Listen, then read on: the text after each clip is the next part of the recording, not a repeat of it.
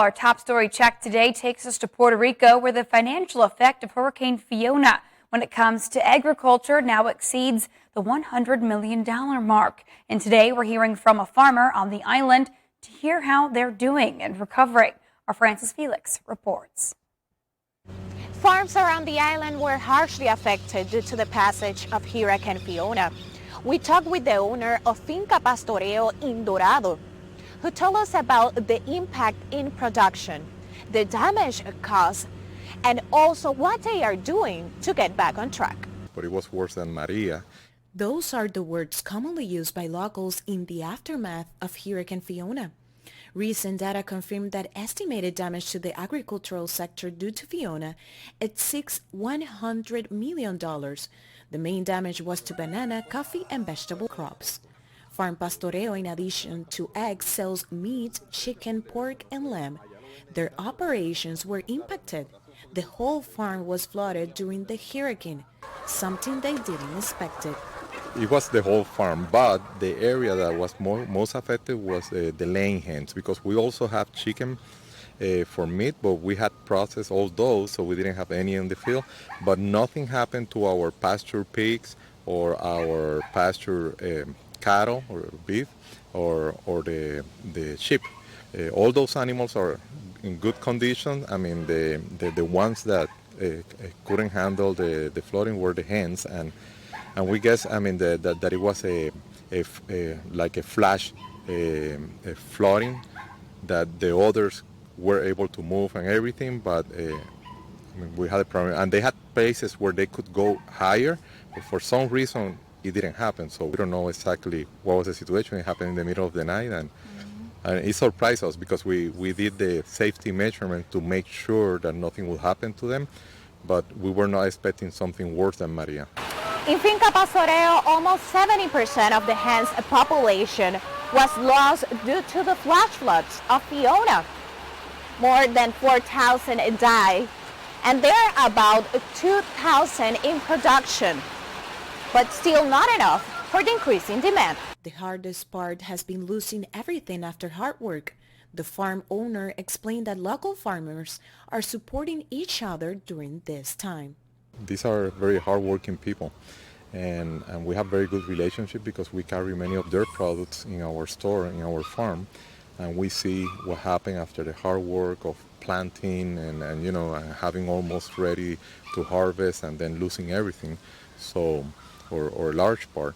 So it's difficult. We are all kind of supporting each other, trying to overcome this. Part of the efforts Farm Pastoreo are working on is the program Adopt a Hen, encouraging the support of locals and friends. We're trying to get more hens to see if in a month we can be more or less at that production.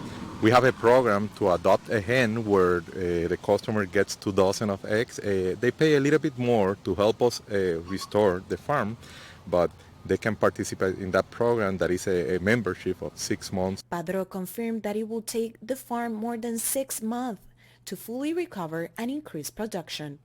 From Dorado, Puerto Rico, Francis Felix reporting.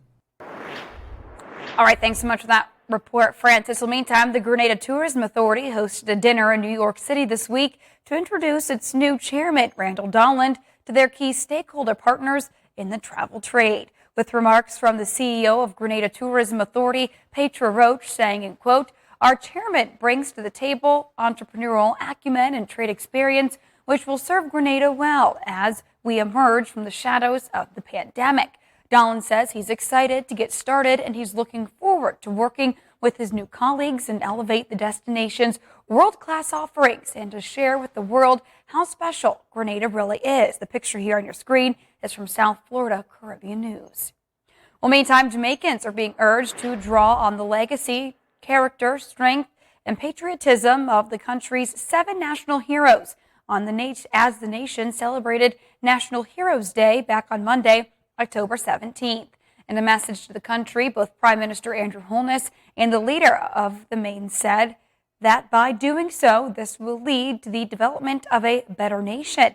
On National Heroes Day, the country reflects and pays tribute to the contributions of Marcus Garvey, Paul Bogle, George William Gordon, Nanny of the Maroons, Sam Sharp, Sir Alexander Bustamante, and Norman Manley to nation building.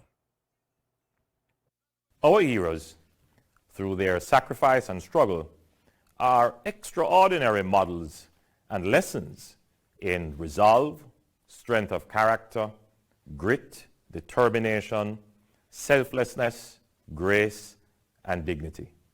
They represent not only the celebrated and memorialized extraordinary achievements of our past, but they represent the potential of our future. If we model their examples, learn from their experience, and draw inspiration from their sacrifice and accomplishments.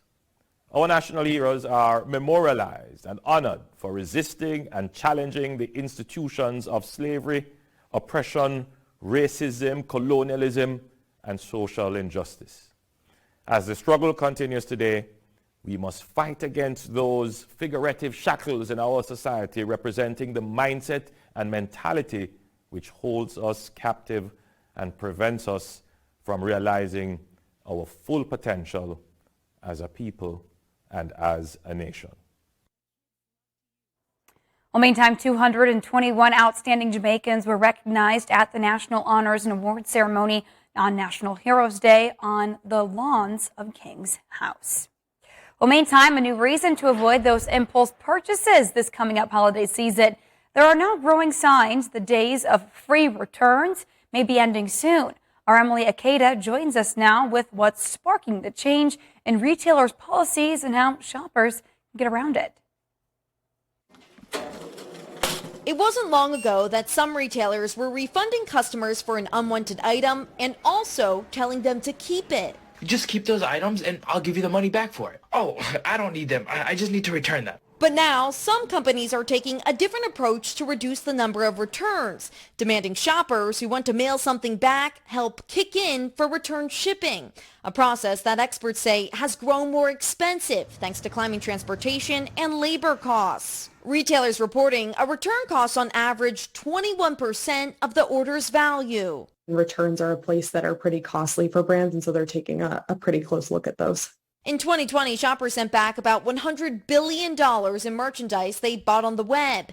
Last year, that number more than doubled, apparel ranking as one of the most frequently returned categories.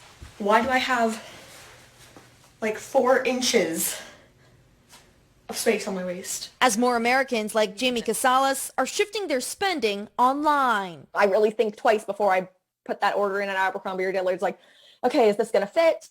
And second, am I going to want to pay the return fee? Some retailers have tried curbing the rising number of returns by offering virtual try-ons for clothes at Walmart and shoes at Amazon. Still, H&M and Zara have joined a growing list of stores that are hoping return shipping fees, typically in the range of $3 to $8, will be more effective. Returns are inevitable. They're going to happen if you're a retailer. And so I think we will probably see more retailers introduce the fees. Taking back a purchase in person is the simplest way to avoid paying a few extra bucks on that return fee. But beware of the temptation to spend more once you're in the door, as stores fight to win over inflation-weary shoppers this holiday season.